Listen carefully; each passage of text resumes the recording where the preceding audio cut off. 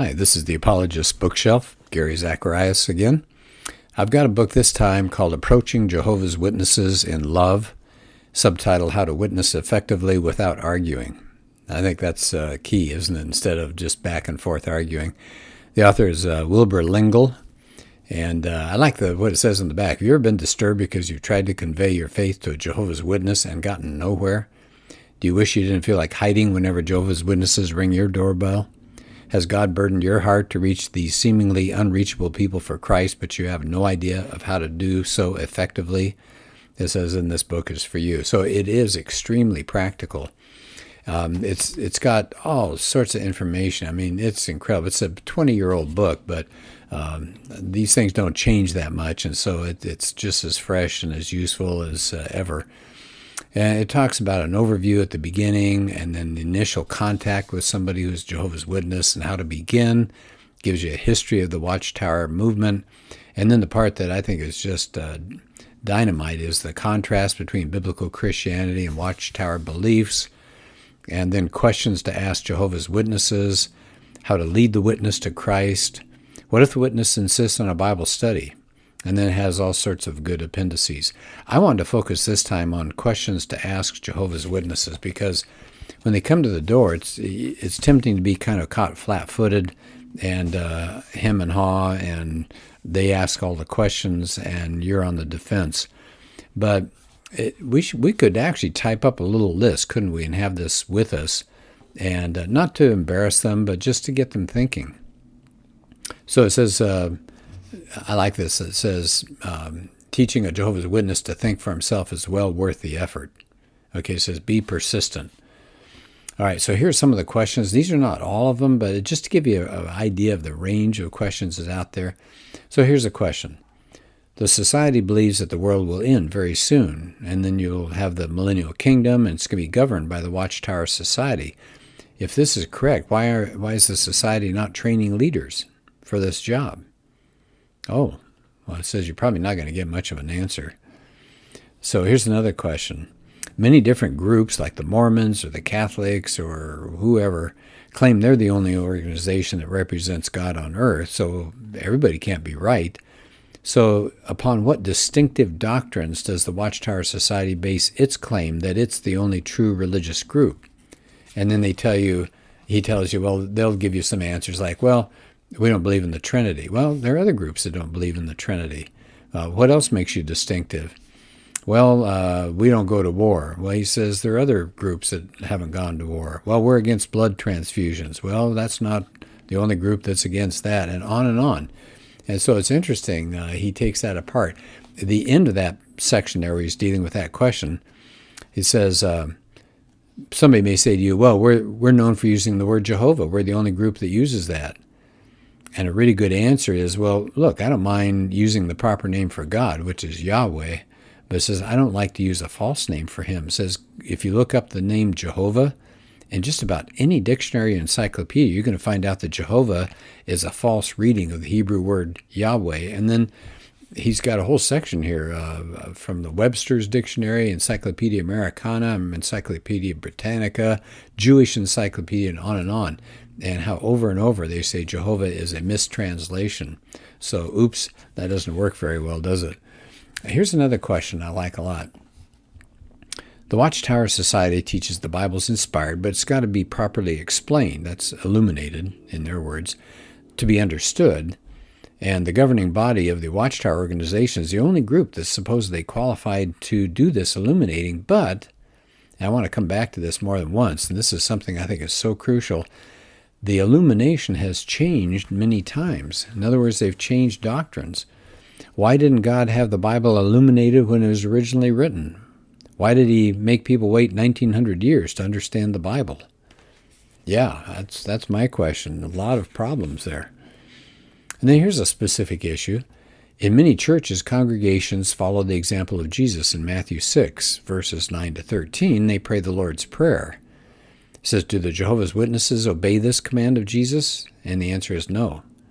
So you wonder, well, how biblical are they if they don't do something like that?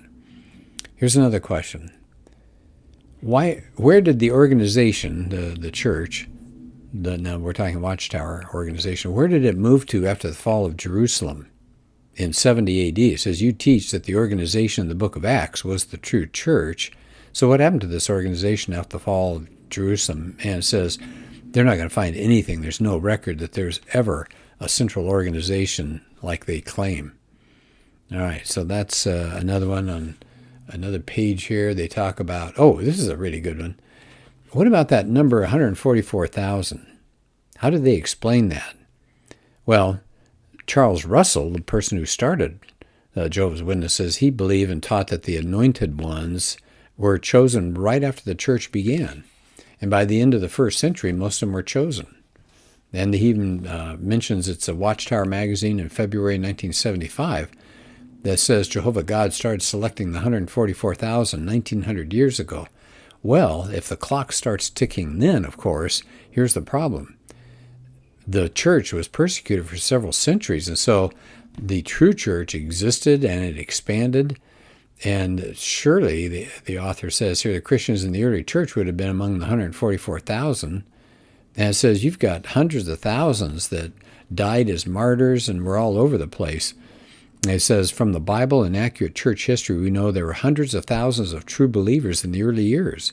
In fact, he says it was estimated there were at least 250,000 Jewish Christians alone, and that could have been as high as 1 million. Well, so where are you coming up with 144,000 when you have a lot more than that? It says, if the teaching is true that only 144,000 people will go to heaven, how could there be any openings up there, considering how many true believers have died since then? All right, let me go to another set of questions that I like. How about this one? The society states that the 144,000 are the worthy ones appointed by God. Well, here's the catch, though. Just about everything practiced by Jehovah's Witnesses before 1935 is now considered pagan. Oh, oops. So are they going to be among the choice ones? Here are the things they changed. Before 1935, they voted, took part in government. They could participate in war, could observe holidays and Christmas, were permitted to smoke, were not against blood transfusions, didn't use the proper name for God, didn't have a proper organization, thought that Jesus died on a cross. They were permitted to worship Jesus. They believed all Jehovah's Witnesses would go to heaven, and that Christ's invisible return occurred in 1874. So the question is, if all of those things were okay before 1935, but now they're not okay, then why would God choose any of those people before then to live and reign with him if they're doing pagan practices? Okay, so that's an interesting way to argue. Another question, a different angle completely. Any organization as large as the Society needs to issue regular financial statements. Please show me a current financial statement for the Watchtower Society. Well, the Society does not issue one.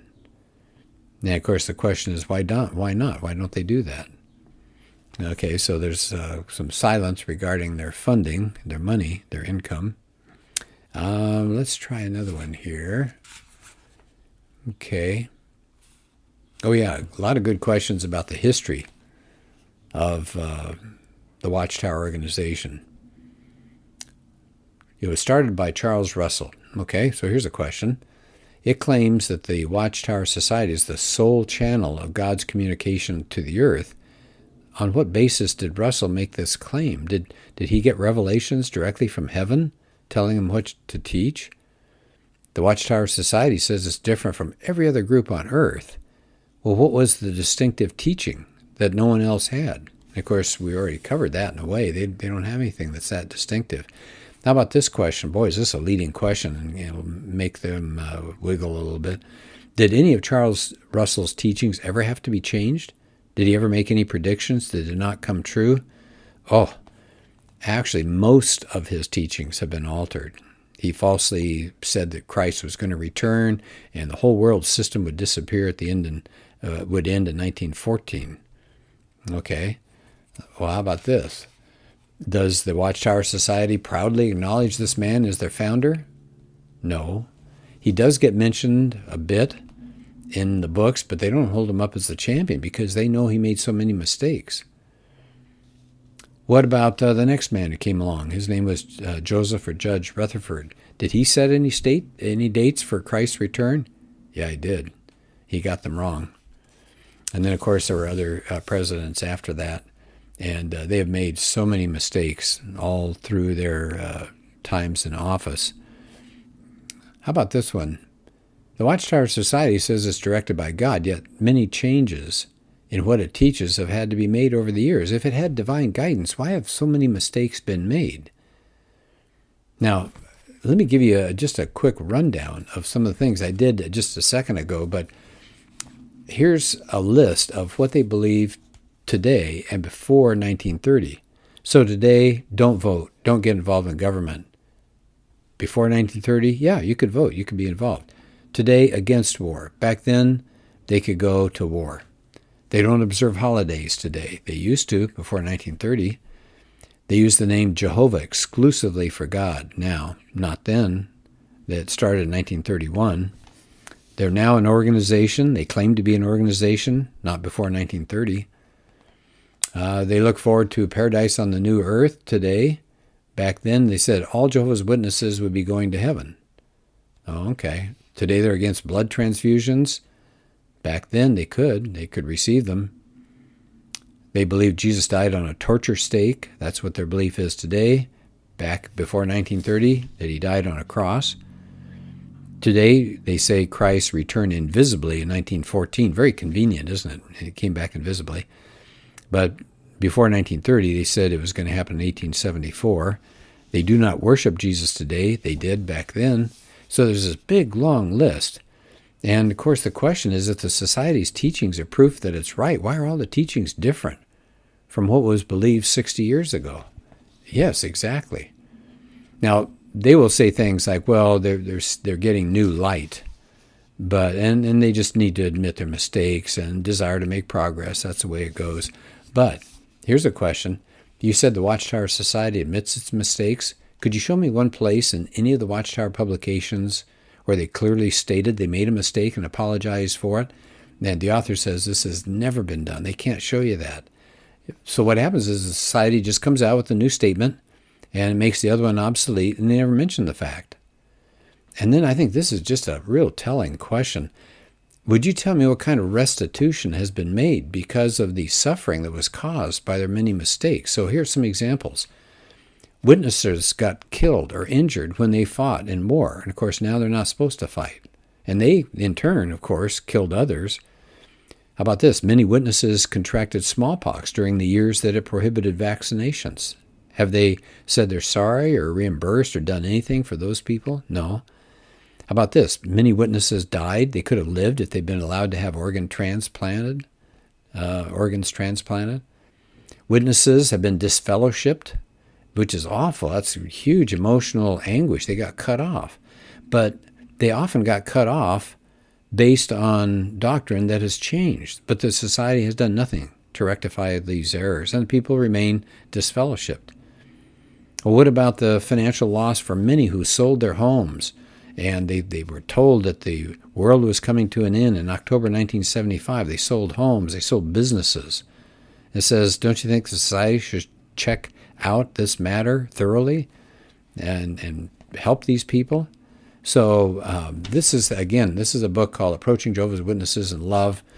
I'm just giving you a quick run through of just the chapter on the questions. There are plenty other questions that you can have.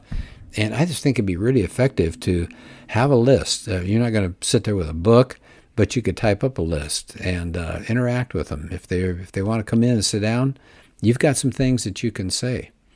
Okay, and the book does a lot of other wonderful things too. So thank you for listening, and we'll have another podcast shortly.